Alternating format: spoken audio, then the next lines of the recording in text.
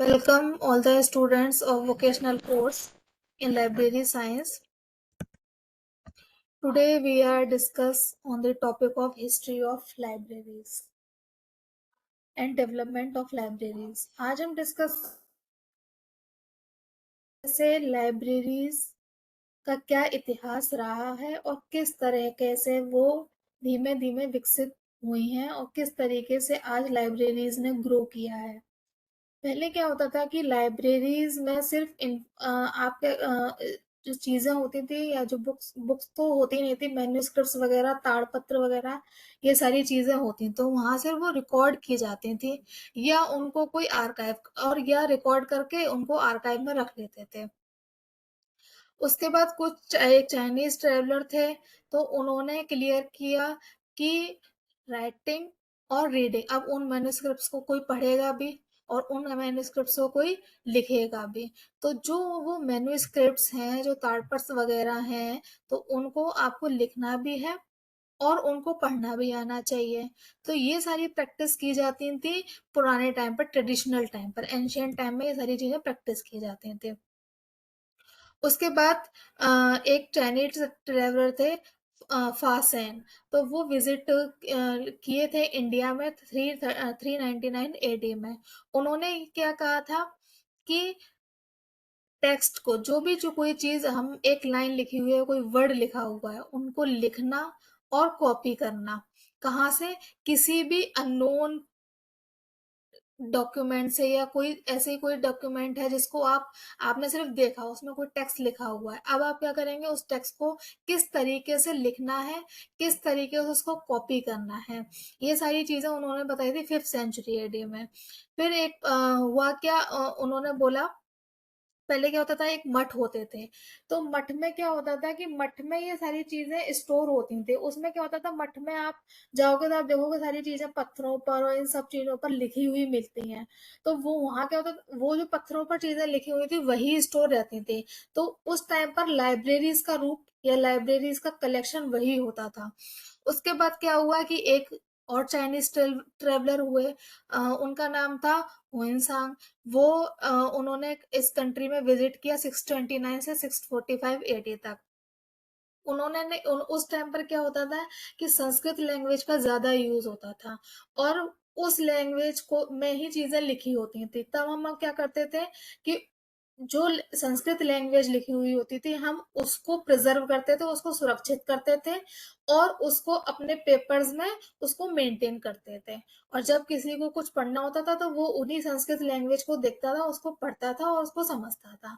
उस उसके बाद क्या हुआ कि उसके बाद डिस्कस हम करते थे कि जो मोनेस्ट्रीज होती थी, जो मठ होते थे किसी भी रीजन में, तो उनको हम क्या बोलते थे, गंधारा बोलते थे। वहां पर मेन पर्पस उस टाइम पर, जब हम एंशियंट इंडिया की बात करेंगे, तो उस टाइम पर लाइब्रेरीज का मेन अगर पर्सपेक्टिव और ऑब्जेक्टिव देखा जाए तो उस टाइम पर क्या था कि सिर्फ चीजों को रखना, कि किस तरीके से चीजें रखी हुई हैं, बस। उसके अलावा, और जैसे आज के टाइम पर हम क्या करते हैं कि आज के टाइम पर हम बुक मटेरियल को लाएंगे, उसके बाद मटेरियल के इतने सारे रूप हो गए हैं। जैसे मैंने फर्स्ट लेक्चर में आपको बताया था कि रीडिंग मटेरियल्स के काफी सारे वर्जन्स हैं, बट उस टाइम पर क्या होता था, सिर्फ मैन्युस्क्रिप्ट्स वगैरह होती थी, उनमें संस्कृत लैंग्वेज लिखी हुई थी, तो उनको सिर्फ वो लोग रखते थे और उसके बाद उसको इशू करना, रिटर्न करना, ये सारी चीजें नहीं होती, सिर्फ प्रिजर्व करते थे और मेंटेन करते थे कि काफी टाइम तक वो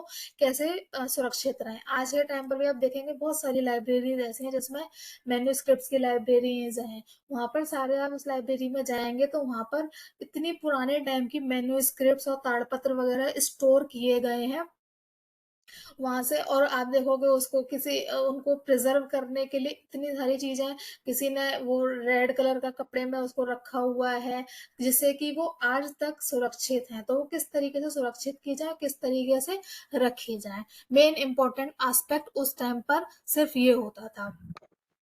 और वहां पर क्या होते थे, जो मठ होते थे उस टाइम पर, तो वहां उनका काम क्या होता था बेसिकली, कि वो सेंटर बना दिए थे। किस लिए बना दिए गए थे? कि वहां से हम सिर्फ कुछ सीख पाए, कुछ लर्न कर पाए, और किस तरीके से हम नए काम को कंपोज कर सकते हैं, किस तरीके से लाइब्रेरीज को मेंटेन कर सकते हैं। तो उस टाइम पर सिर्फ मठ में क्या होता था कि हम जाकर सीखते थे कि कैसे इन चीजों को स्टोर करना है, कैसे नए काम को सीख सकते हैं, कैसे लाइब्रेरीज को के नए काम को देख सकते हैं, सीख सकते हैं।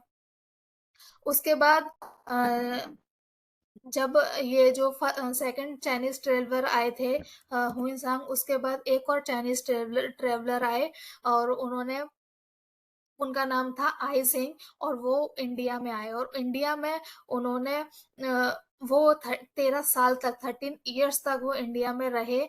और वो जो आए थे, तो वो आए थे 672 AD में बाय सी रूट।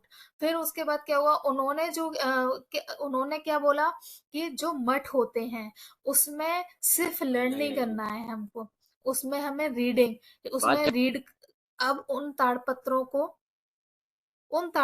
को पढ़ाना है ऐसा नहीं है, वहां पर हम उन्हें सीखना भी है, हमें रीड करना भी आना चाहिए, क्योंकि वहां लैंग्वेज संस्कृत यूज होती थी। तो उन ताड़पत्रों में क्या लिखा हुआ है, ये रीड करने की, इसके लिए भी प्रैक्टिस करना। वहां पर ये सब उन मठों में ये चीजें सिखाई जाती थी कि उन ताड़पत्रों को पढ़ना कैसे है। क्योंकि लाइब्रेरी में सिर्फ काम आपका, आप जाएंगे, आपको मैन्युस्क्रिप्ट वगैरह दिखेंगे, तो आपको उसको पढ़ना भी आना चाहिए, क्योंकि उसकी लैंग्वेज आपको समझ में आएगी।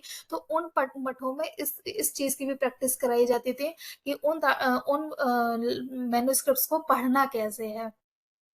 फिर उसके बाद उसमें कुछ टेक्स्ट बुक्स भी आई, फिर कुछ स्पेशलाइज एजुकेशंस भी हुए।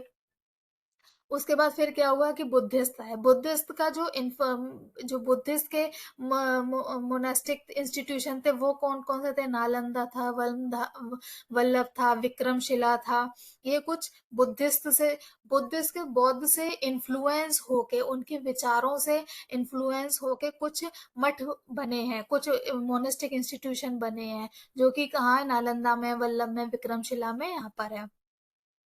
और आज आप देखेंगे कि ये जो इंस्टीट्यूट है नालंदा वल्लभ विक्रमशिला के, आप ये देखो कि ये आज के टाइम पर एक एडवांस लर्निंग के लिए एक इंस्टीट्यूशन है। वहां पर आप जब जाएंगे, तो वहां पर आपको इतने कुछ चीजें देखने को, सीखने को मिलेंगी, और आप देखोगे तो वहां पे वही पुरानी विचारधारा के, पुरानी चीजों को आप देखने को मिलेंगे। उसके बाद वहां पर सिर्फ टीचिंग को नहीं, सिर्फ वहां पर राइटिंग को, कैसे लिखना है, कैसे पढ़ना है, कैसे उन चीजों को एडिट करना है, और कैसे उन चीजों का अनुवाद करना है, कैसे ट्रांसलेट करना है, ये सारी चीजें भी हम आपको देखने को मिलेंगी। कि लाइब्रेरी, आप सिर्फ एक काम नहीं कर सकते कि आपको पढ़ना आना चाहिए, आपको लिखना भी है, आपको एडिट भी करना है, आपको उसका ट्रांसलेशन भी करना है।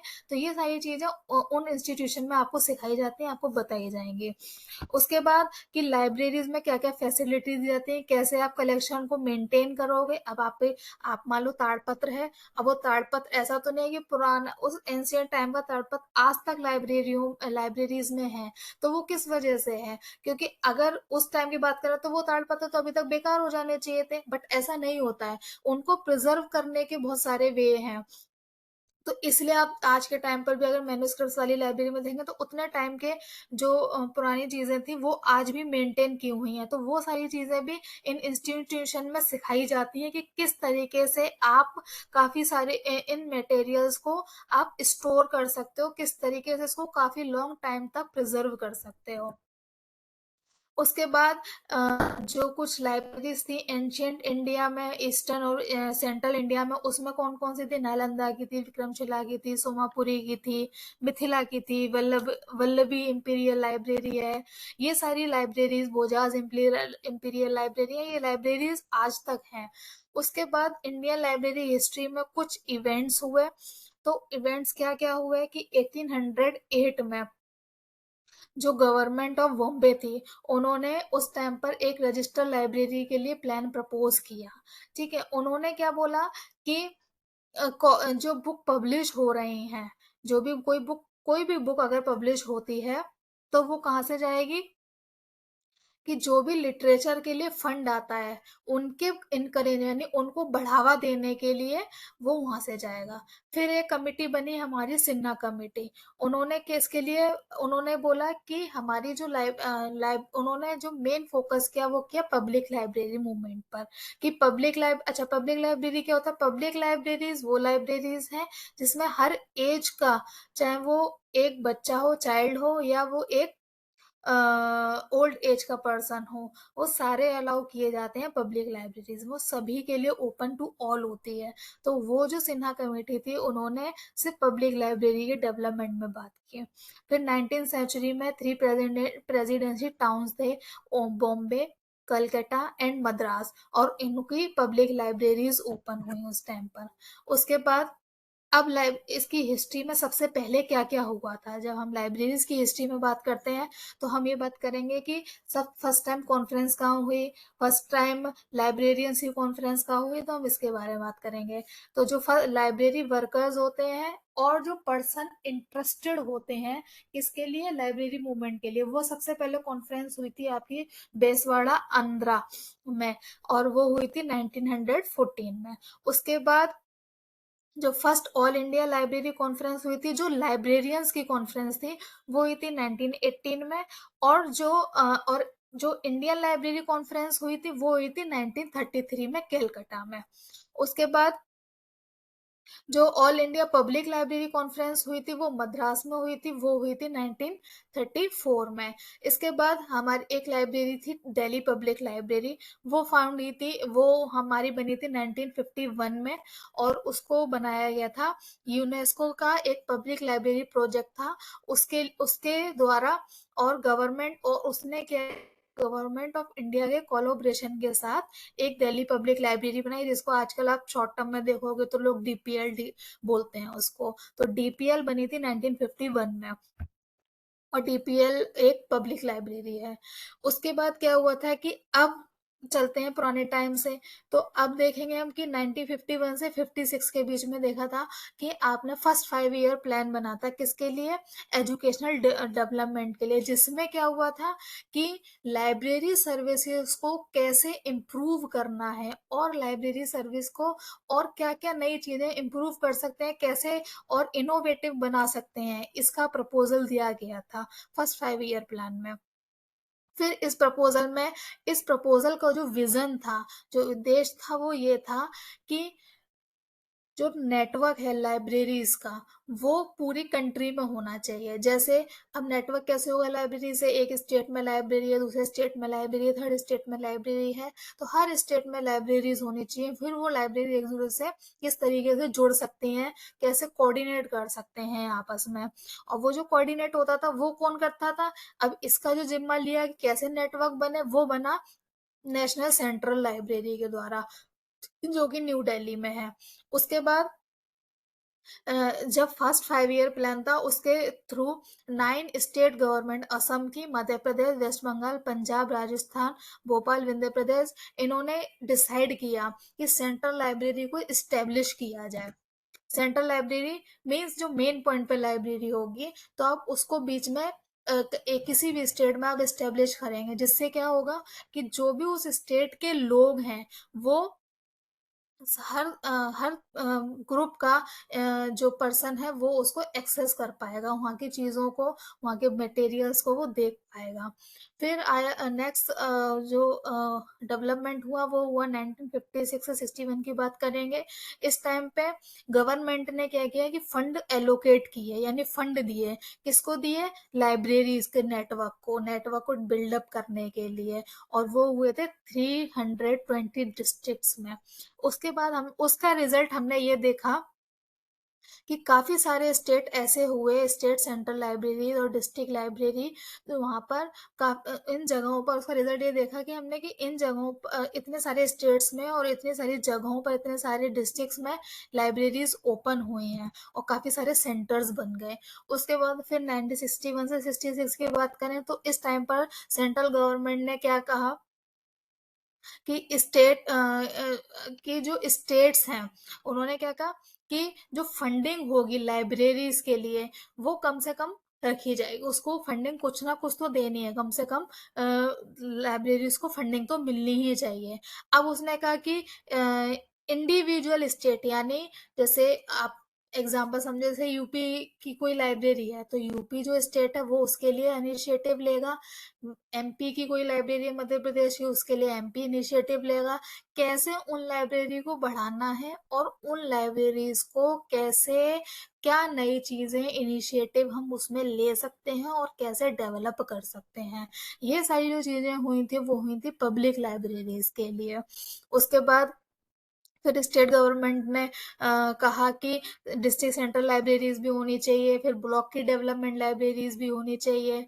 ठीक है, तो इससे क्या होगी कि पब्लिक लाइब्रेरीज जो होंगी वो और ज्यादा डेवलप होंगी। फिर उसके बाद इसी पीरियड में क्या हुआ, 1961 से, ये मेजर ध्यान रखने वाली बात है, और कि 1961 से लेकर 66 के बीच में एक मेन डिसीजन लिया गया कि जो हमारी जो नेशनल लाइब्रेरीज मानी गई वो 4 मानी गई, जो कि थी दिल्ली, कैलकाटा, बॉम्बे एंड मद्रास। और इसको आप जरूर याद रखिएगा कि इस पीरियड में 4 नेशनल लाइब्रेरी हुई, वो कौन सी स्टेब्लिश हुई, दिल्ली में हुई, कैलकाटा में हुई, बॉम्बे में हुई और मद्रास में हुई। उसके बाद 69 से 674 में इन्होंने प्रपोज किया कि सोशल एजुकेशनल प्रोग्राम के लिए, अब इस एजुकेशनल प्रोग्राम के लिए भी हमें क्या करना चाहिए, कुछ ना कुछ अमाउंट देना चाहिए, कुछ ना कुछ फंड देना चाहिए। उसके बाद कुछ ना कुछ जब फंड आप एलोकेट करेंगे तो उसके बाद क्या होगा, जो लाइब्रेरीज हैं कंट्री में उनका और डेवलपमेंट होगा, क्योंकि लाइब्रेरीज क्या करेंगी, बेसिकली एजुकेशन प्रोग्राम को चलाएंगी, और लाइब्रेरीज वैसे देखेंगे आपकी एजुकेशनल प्रोग्राम्स को बढ़ावा देती हैं, एजुकेशन को बढ़ावा देती हैं। तो जब इसके लिए आप अमाउंट प्रपोज करेंगे तो इस तरीके से लाइब्रेरीज को भी काफी सारे डेवलपमेंट होगा। उसके बाद फिर 74 से 79 के बीच में ये प्रपोज हुआ कि आप लाइब्रेरी की जो बिल्डिंग है उसको स्ट्रॉन्ग करें, उसके कलेक्शन को स्ट्रॉन्ग करें, उसका जो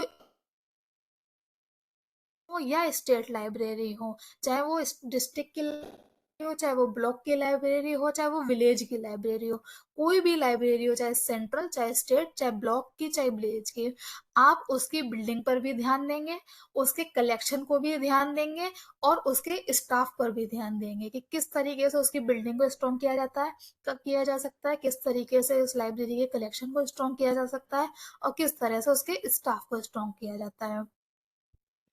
फिर उसके बाद, हाँ, 1980 से 85 के बाद में बात करेंगे तो उन्होंने क्या बोला कि जो पब्लिक लाइब्रेरी वो रूरल एरिया में भी होनी चाहिए, देहाती एरियाज में भी होनी चाहिए। तो वहां पर भी आप इंफॉर्मेशन, और उन लोगों को जो देहाती एरियाज में जो पब्लिक लाइब्रेरीज हैं उसमें आप उन लोगों को लिटरेसी प्रोवाइड करें, किस तरीके से वो लोग साक्षर बने कि वो इंफॉर्मेशन को जो लाइब्रेरी में है उसको यूज कर पाए। क्योंकि बेसिकली आप टाउन में देखेंगे लोग पढ़ना जानते हैं, लिटरेट होते हैं इतना कि एटलीस्ट वो उसको एक्सेस कर पाते हैं। अगर आप किसी रूरल एरियाज में जाएंगे तो वहाँ लोगों को इतना नहीं पता होता है, वो नहीं पढ़ना जानते हैं या उनको नहीं पता है कि लाइब्रेरीज में क्या होता है, क्या यूज होता है। तो अगर उसको, और यूजर ही अगर आपकी लाइब्रेरी में नहीं आएगा और यूज नहीं कर पाएगा तो आपकी लाइब्रेरी तो बेकार है।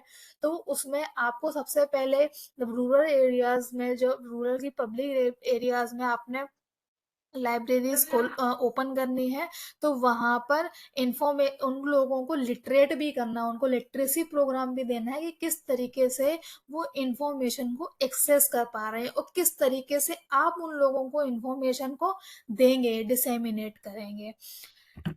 उसके बाद फिर बात हुई कि उस टाइम पर 26 ऐसे स्टेट्स थे और यूनियन टेरिटरीज थी जिसमें state central library and 2291 district library open हुई। अब उसमें क्या हुआ कि स्टेट सेंट्रल लाइब्रेरी क्या होती है, पूरे स्टेट में पूरे स्टेट में एक मेन पॉइंट पर आपने लाइब्रेरीज इस्टेब्लिश हुई, उसको हम बोलते हैं स्टेट सेंट्रल लाइब्रेरी। और एक होती है सेंट्रल लाइब्रेरी। अब हम जब नेक्स्ट लेक्चर लेंगे उसमें बताएंगे कितने टाइप होते हैं लाइब्रेरी के। तो अभी आपको मैं क्लियर करती हूँ कि स्टेट सेंट्रल लाइब्रेरी के किसी भी स्टेट में सेंटर पॉइंट पर अगर लाइब्रेरी है तो उसको हम बोलते हैं स्टेट सेंट्रल लाइब्रेरी। और जैसे आप मान लो आप हम आगरा के हैं, तो आगरा में आप देखोगे कि आगरा के अगर सेंटर पॉइंट पर कोई लाइब्रेरी है, वो कौन सी लाइब्रेरी हो जाएगी, वो डिस्ट्रिक्ट की लाइब्रेरी हो जाएगी। फिर उसके बाद आई कि 1985 से 1990 के बीच में क्या हुआ कि 1985 से 1990 के बीच में अडल्ट एजुकेशन प्रोग्राम पर ध्यान दिया गया। उनका ऑब्जेक्टिव क्या था कि जो अडल्ट हैं उनकी एजुकेशन को कैसे फोकस किया जाए। ठीक है, और इसके लिए सबसे ज्यादा इंपॉर्टेंट रोल कौन प्ले कर सकता है, लाइब्रेरीज का नेटवर्क प्ले कर सकता है। क्योंकि लाइब्रेरीज क्या होती है, प्रोग्राम को रन करती हैं, उनका मेन मोटो ही एजुकेशन को बढ़ावा देना होता है।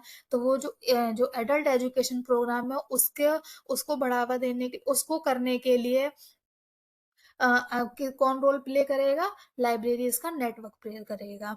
उसके बाद हमारे 1992 से 1997 में इस पीरियड में क्या हुआ था कि central reference library, central reference library और एक नेशनल बिब्लियोग्राफी और डॉक्यूमेंटेशन, और एक ऑल्सो इसमें क्या जुड़ा, एक कंप्यूटर सेंटर भी जुड़ा। यानी कि अब हमने किसकी बात करने, अब कहाँ हम मैन्यूस्क्रिप्ट की बात कर रहे थे, कहाँ ताड़पत्रों में संस्कृत की लैंग्वेज की बात कर रहे थे, और आज फिर हम धीमे धीमे पब्लिक लाइब्रेरीज पे आए, डिस्ट्रिक्ट लाइब्रेरी पे आए, सेंट्रल लाइब्रेरी पे आए, और धीमे धीमे हम आकर आज कि उन्होंने क्या बोला कि एक कंप्यूटर सेंटर भी होना चाहिए। अब हम बात करने लगे कंप्यूटर्स की।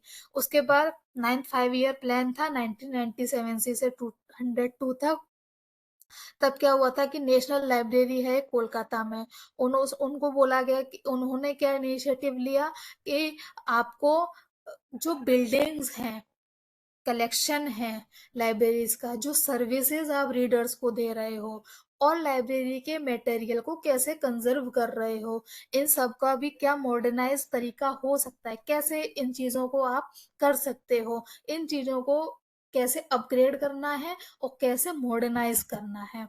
उसके बाद फिर 10th 5 year प्लान में प्लानिंग कमीशन ने क्या प्रपोज किया, प्लानिंग कमीशन ने प्रपोज किया कि सेंट्रल और पब्लिक जो लाइब्रेरीज हैं इनको आप मॉडर्न बनाओ, इनको मॉडर्नाइज करो। जैसे कि पहले का इलेक्शन कहाँ मैन्यूस्क्रिप्ट्स में होता था, संस्कृत लैंग्वेज में लिखा होता, फिर धीमे धीमे डेवलप होते होते होते अब वो बुक्स आने लगी, टेक्स्ट बुक्स आने लगी, फिर पेजेस पहले आने लगे, फिर उसके बाद आप देखोगे बुक्स आने लगी, अब आप देखोगे कि इतना मॉडर्नाइज टाइम हो गया कि अब आपको मटेरियल जो हार्ड फॉर्म में तो मिलता ही है, उसके बाद आप पीडीएफ हो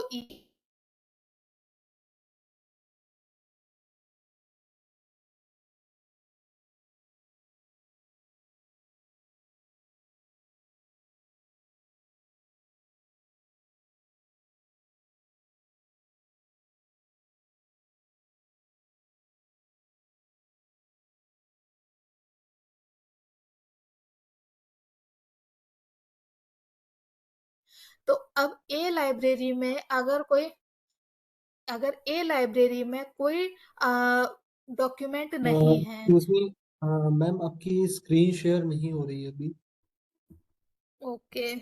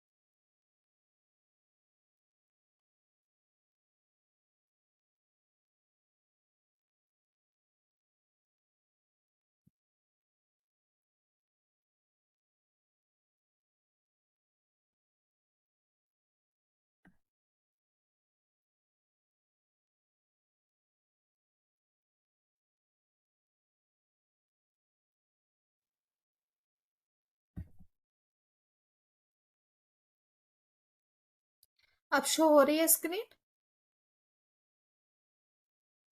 नहीं नहीं हो मैम, रही। अभी शो नहीं हो रही। नहीं हो रही है? नहीं। नहीं मैम। ओके। मैम इसका एग्जाम कब से है वैसे?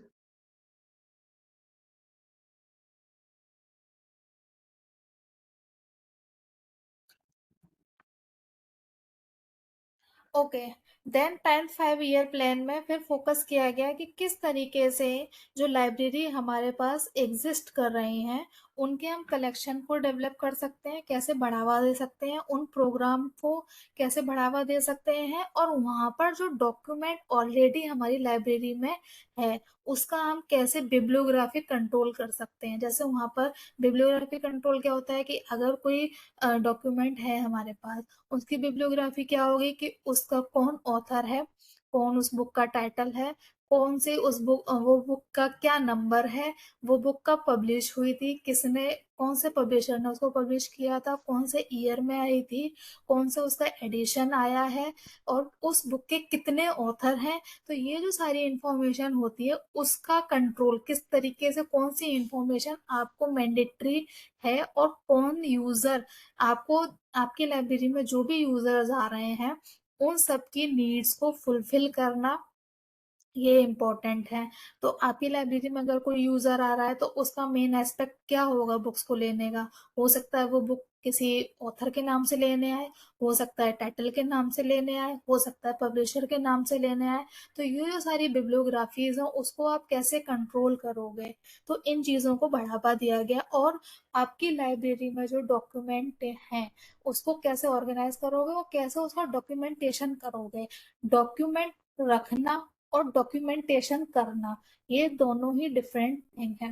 कैसे कि आपके पास, अगर आपने किसी सब्जेक्ट्स के नोट्स बनाए हैं तो आप क्या करेंगे कि आपने एक चैप्टर लिया, फिर सेकंड चैप्टर लिया, फिर थर्ड चैप्टर लिया, आपने फोर्थ चैप्टर लिया, तो आप उसमें क्या देखेंगे कि अगर वो ही सारे चैप्टर अरेंज नहीं होंगे सिस्टेमेटिक वे में तो आपको समझ में ही नहीं आएगा कि हम लास्ट कौन सा चैप्टर देख रहे थे, अब लास्ट नेक्स्ट हमें कौन सा चैप्टर देखना है, जस्ट बिकॉज ऑफ उसका डॉक्यूमेंटेशन आपने सही से नहीं किया है।